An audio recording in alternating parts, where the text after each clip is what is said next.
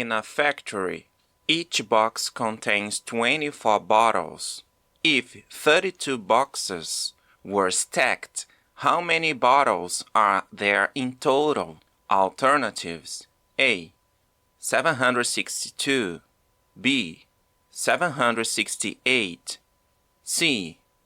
780, or D. 820. If you work in a factory and someone asks you to count 32 stacks of boxes, each with 24 bottles, would you count them one by one? Please don't. Math is here to save your time. Let's find the total in seconds. We have 32 groups of 24. This is a classic multiplication problem. One of these is a trap, and one is the winner.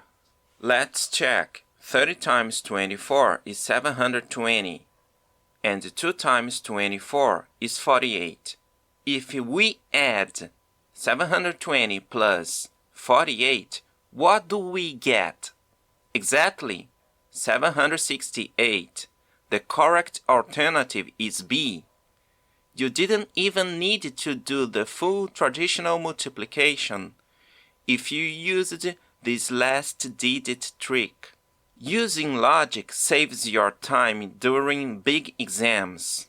If this tip helped you, share this video with a friend who hates multiplication. See you in the next challenge.